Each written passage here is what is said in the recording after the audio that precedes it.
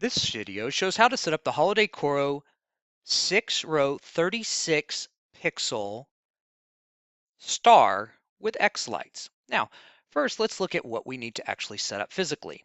So our star is actually comprised of 6 concentric stars.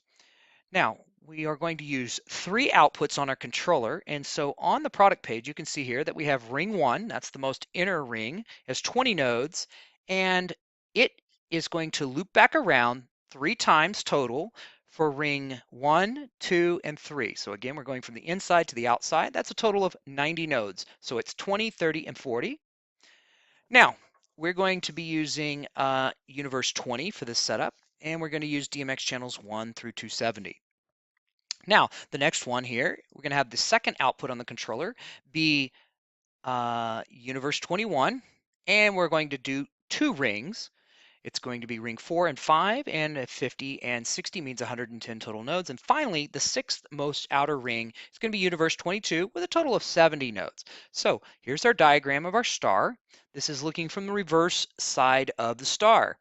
So on the back, we start off here and we go back around. So each one of these circles on your unit where there's a center circle is where the star starts for the channels.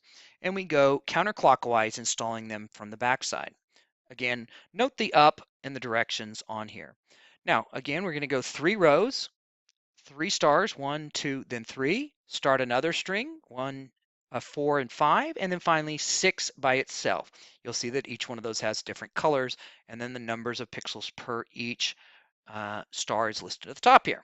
Now, let's go to the actual setup in xLights. Now, we don't have anything set up here. This is just showing you the setup of the star. If you need a setup of tree or other items, see our other videos. So the first thing we're going to do is we're going to set up E131, and we're going to select unicast, and we're going to put in the IP address of the controller. Now, this will vary depending on your particular controller. We're just going to use an address of .60. Now, again, you'll need to look to see what your actual controller's address is. We're also, again, assuming that we're starting off on physical output 1, which in this particular case has been mapped to Universe 20. So we're going to put in Universe 20, starting output. Now, let's flip back over to our star so we can look at the settings again so we can reference them. So we see that we have 90 nodes. So 90 nodes, 90 pixels times 3 is 270. So now what we need to do is put in 270. And just for clarity, we're also going to put in here star, and we're going to put in 20, 30, and 40. That's just going to help us keep clear that we're working with pixels from 20, 30, and 40, rows 1, or stars 1, 2, and 3. All right, I'm just going to copy that. And we're good there. Now we're going to enter the next row. So we're going to add E131, unicast, and we'll just move this out of the way so we can see 192.168.0.50, same controller. This time we're going to the next universe. This is output number 2, it's universe 2, universe 21. And again, we're going to go back and look here, and we can see universe output 2, universe 21 is going to be 330 DMX channels. So we're going to put in here 330. And in this particular case, we have the star, and that controls 50 pixels and 60 pixels, the 4th and 5th stars. And finally, we're going to add the final 6th row again, also same IP address, unicast, 192.168.0.60. And this one's going to be the next consecutive address of universe 22. And back over to our diagram, we can see that it needs 210 because it says 70 times 3 is 210. So we go back over, 210. And just for reference here, we're going to put in here 70. Okay, so now we have a mistake here. So we've put in too many here. So I'm going to go ahead and delete that. And you can see that we should have starting universe 22. Okay, so now we've corrected that. 210 DMX channels, star 70. Okay, so now in this particular case, we're going to note that we're going to use this virtual addressing or absolute addressing, and we're going to see it says channel 1 through 810. So the next thing we need to do is now we've got that, so we're going to go to our layout.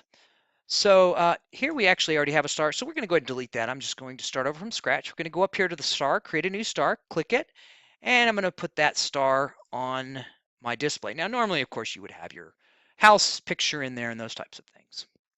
Now, we have 3 strings because we actually do have 3 strings.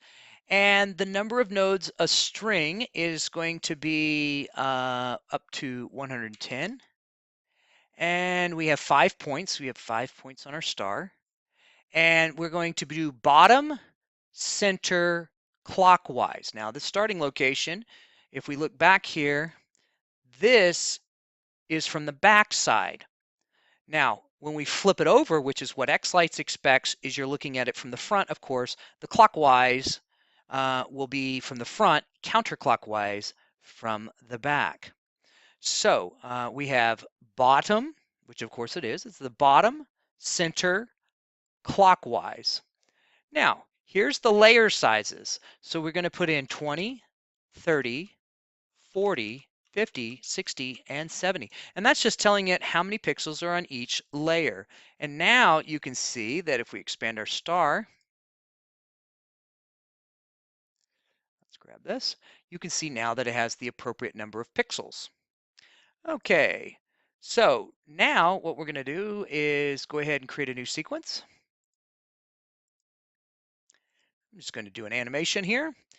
And we're going to drag this butterfly effect onto here. And now you can see that we have the butterfly effect working across our star. And that's how you set up the 6-row 36-inch star in xLights.